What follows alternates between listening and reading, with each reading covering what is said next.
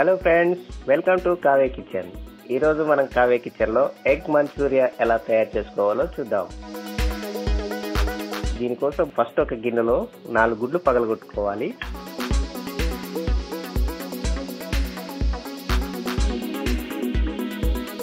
తర్వాత ఇందులో 1/2 స్పూన్ మిరియాల పొడి, 1/2 స్పూన్ ఉప్పు వేసి బాగా కలుపుకోవాలి. ఈ ఎగ్ అంతా బాగా కలిసేలాగా కలుపుకోవాలి.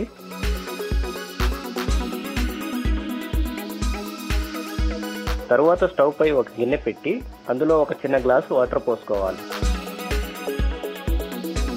ఇప్పుడు ఎగ్ మిశ్రమాన్ని ఇందులో పెట్టి స్టవ్ మంట మీడియంలో పెట్టి ఒక 10 నిమిషాలు ఉడికించుకోవాలి.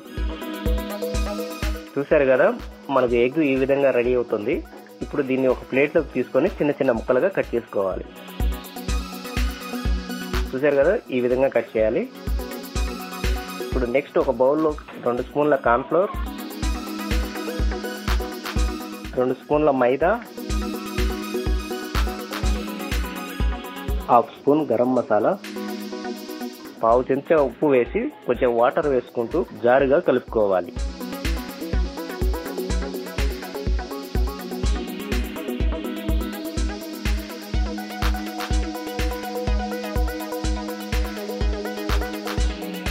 తర్వాత ఇందులో 1/2 స్పూన్ కారం కూడా వేసి కలుపుకోవాలి.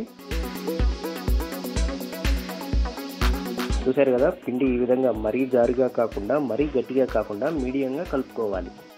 ఇప్పుడు ఇందులో ఎగ్ పీసెస్ వేసి ఈ పేస్ట్ అంతా ఎగ్ పట్టేలాగా కలుపుకోవాలి.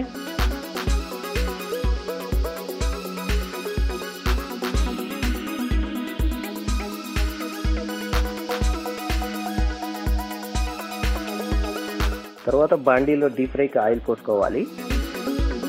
ఆయిల్ వేడయ్యాక వీటిని ఈ ఆయిల్లో వేసి ఎర్రగా అయ్యేంత వరకు ఫ్రై చేసుకోవాలి.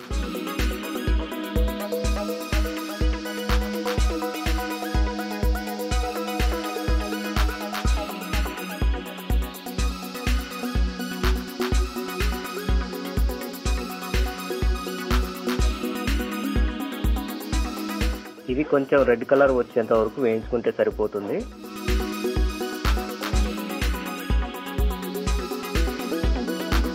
చూసారు కదా, ఈ విధంగా ఫ్రై చేసుకోవాలి.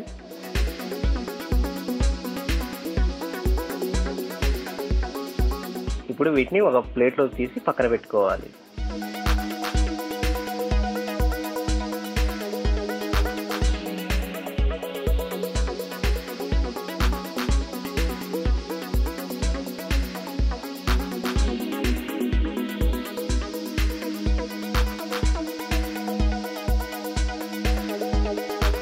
ఇప్పుడు బాండీలో 3 స్పూన్ల ఆయిల్ వేసి ఆయిల్ వేడయ్యాక అందులో కొంచెం అల్లం తరుగు, కొంచెం వెల్లుల్లి తరుగు, పచ్చిమిర్చి వేసి 1 నిమిషం ఫ్రై చేసుకోవాలి.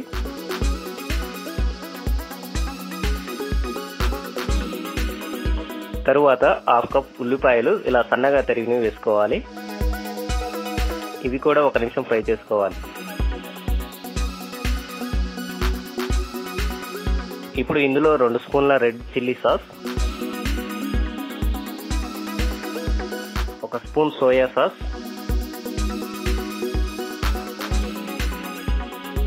2 స్పూన్ల వెనిగర్, 2 స్పూన్ల టమాటా సాస్ వేసి కలుపుకోవాలి.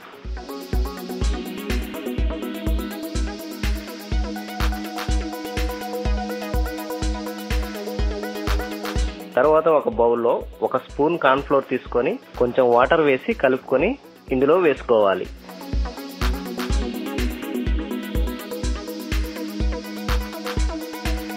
కార్న్ఫ్లోర్ వేసుకోవటం వల్ల మనకి గ్రేవీ చాలా బాగా వస్తుంది.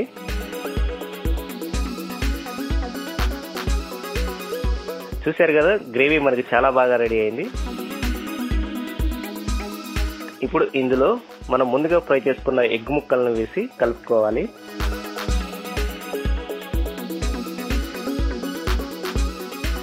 ఈ ఎగ్ మంచూరియా ఒక 2 నిమిషాలు మగ్గించుకోవాలి.